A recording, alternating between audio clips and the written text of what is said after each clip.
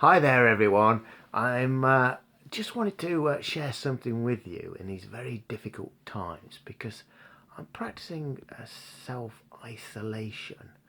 And I have to say, if you're watching this and you're healthy, um, it's pretty tough, isn't it? However, what I'd invite you to do is to consider all those people who are not well and are having to practice self isolation. Because if you are really ill, or if you're one of the vulnerable individuals and have received a text message from the government to say stay confined to your home and you're only allowed to open one window, which I have to say sounds very extreme, it is really tough. It really is tough. So, what can you do? What can you do to make things a little easier and to get through this? I mean, certainly 12 weeks of isolation is a tough time. It's like feeling as if you've been in prison. And I haven't been in prison, but I have been isolated in hospital before.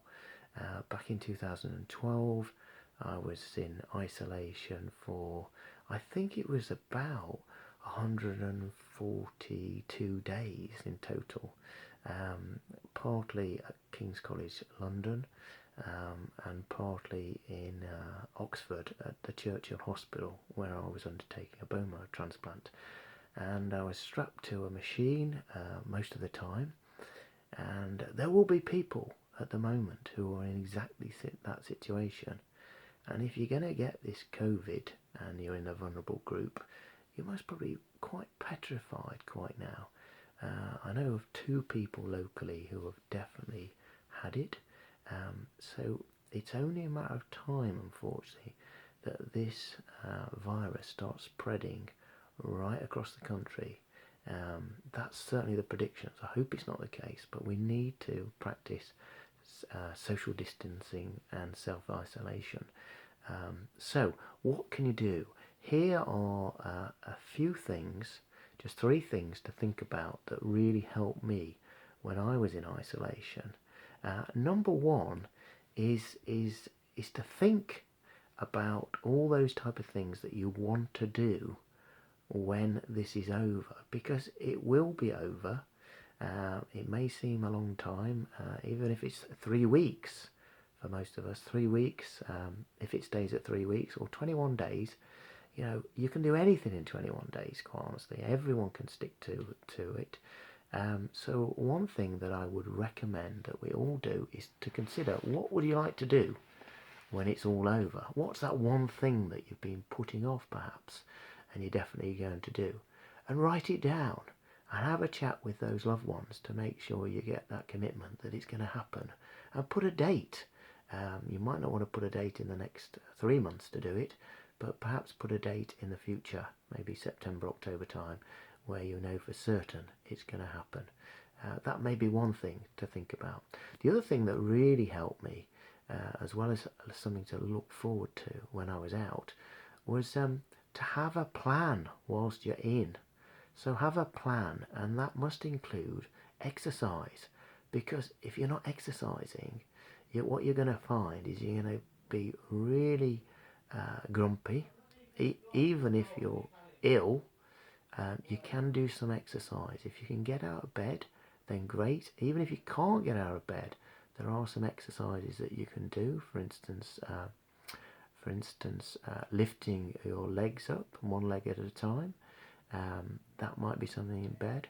If you can get out of bed, then I recommend one thing that you can do is press ups against the wall. So you're using the wall to support you and do press ups. That's something that I was doing whilst I was in hospital. And combined with that, I was marching on the spot. So marching on the spot, and you might, for instance, every hour just think, right, I'm going to do 30 seconds of press-ups and 30 seconds of marching on the spot. And just by doing that, you're going to feel a lot better for it. So that's my second top tip. And my third top tip would be to keep a diary.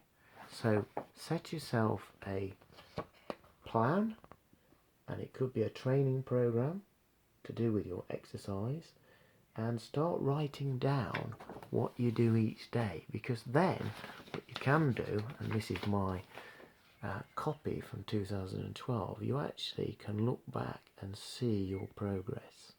So that's number 3, and that really can help you. So each day you're seeing how you're doing. And then finally, discover something which perhaps you, during your childhood, you might not have enjoyed too much, or actually you might have enjoyed, but you're quite intrigued about it. So for me, it was poetry. So just finding something to read in those periods of solitude really helped me.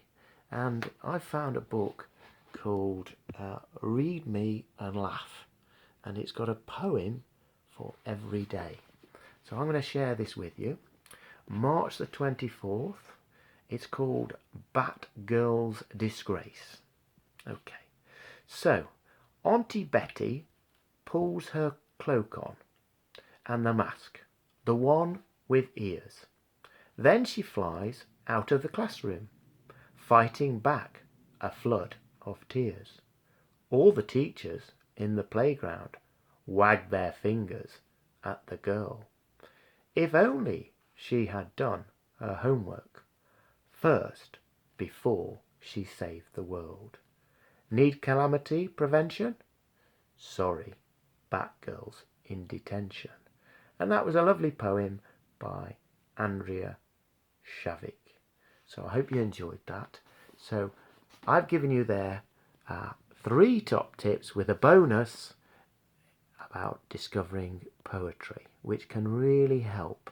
And in these difficult times, having some time to yourself and self-reflecting is and can be a fantastic thing, and silence as well, because in our modern go 24/7 world, often we just don't have that time and that opportunity. And that's what I would encourage us all to do, is to see this as an opportunity to perhaps discover something new, to learn something new, and really think about that this will not go on forever, and people are always in a worse situation than ourselves. So for instance, if you're in Spain at the moment, or if you're in Pakistan or India, you'll be observing a lot more stricter controls than we've got in the UK.